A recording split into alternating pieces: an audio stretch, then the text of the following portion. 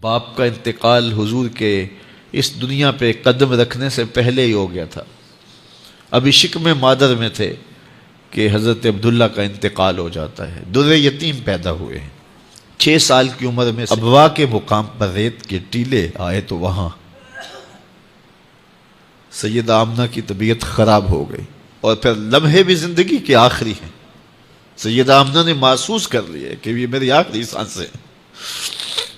سیدہ پاک نے حضور کے سر پہ ہاتھ رکھا اور روتے ہوئے کہا کہ بیٹا، ہر نئی چیز نے پرانا ہو جانا ہے، ہر باقی نے فنا ہو جانا ہے۔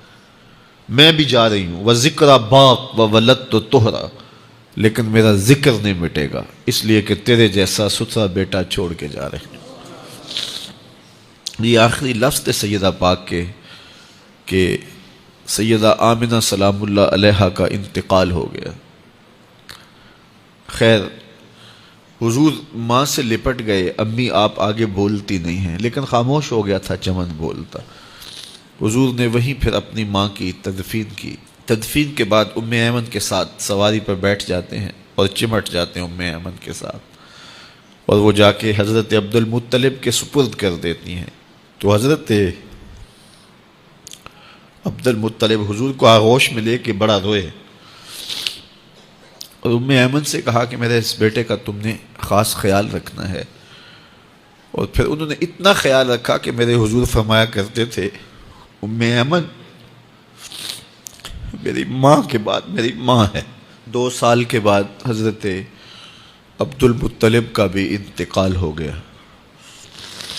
ابن حشام کے یہ لفظ سینہ چیرتے ہیں کہ جب امیر قریش کا جنازہ اٹھا تو سارا مکہ جنازے کے لیے امڑ آیا، لیکن لوگوں نے 8 سال کے ایک بچے کو دیکھا جو دیواروں سے لپٹ لپٹ کے رو رہا تھا۔ آج یہ سہارا بچھن گیا تھا۔ پھر چچا کی کفالت میں آئے، پھر ایک وقت آیا کہ وہ بھی اس دنیا کو چھوڑ گئے، اور اسی سال حضور کی اہلیہ کا انتقال بھی ہوا، اور اس سال کا نام عام الحزن، دکھوں کا سال رکھا۔ اہل مکہ نے جو سلوک کیا وہ کسی سے بھی مخفی نہیں ہے۔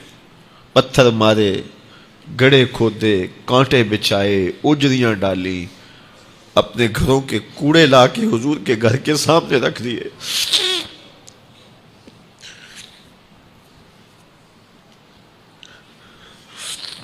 یہ کس چیز کی سزا دے رہے تھے میرے حضور کو؟ میرے حضور علیہ السلام نے پھر طائف کا سفر کیا کہ شاید وہ لوگ میری بات کو سن لیں، لیکن انہوں نے جو دردناک سلوک کیا وہ بھی تاریخ کا ایک انتہائی دردناک باب ہے۔ انہوں نے اوباشوں کے ہاتھوں میں پتھر دیے، اور جس راستے میں میرے حضور نے گزرنا تھا ان کو اس راستے پہ کھڑا کر دیا اور کہا ان پہ سنگ زنی کرو، اور وہ آقا کریم پہ پتھر مارتے، حضور کے پاؤں پہ پتھر مارتے۔ آقا کریم علیہ السلام پاؤں اٹھاتے تو وہ دوسرے پاؤں پہ مارتے، پھر حضور شدت درد سے بیٹھ جاتے تو ان کے 2 غنڈے دائیں بائیں سے آگے بڑھتے اور حضور کو کندھوں سے پکڑ کے اٹھاتے، پھر سنگ باری کرتے۔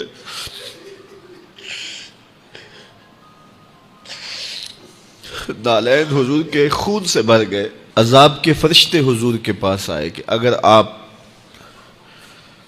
بد دعا بول دیں تو ابھی ہم ان پہاڑوں کو جوڑ دیتے ہیں، اور یہ طائف کے لوگ پس جائیں گے ان پہاڑوں کے درمیان،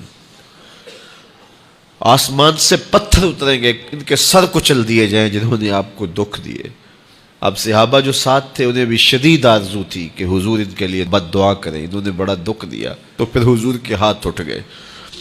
صحابہ کا خیال یہ تھا کہ ابھی حضور کی زبان کھلے گی اور بد دعا کے لفظ نکلیں گے اور یہ پیس دیے جائیں گے، لیکن جب وہ لب کھلے، وہ پتلی پتلی گلے قدس کی پتیاں، وہ لب ہائے دور جب کھلے تو لفظ کیا تھے؟ اے اللہ میری قوم کو ہدایت دے دے، یہ مجھے جانتی نہیں، اور کہا کہ مجھے ان کی نسلوں سے ایمان کی توقع ہے۔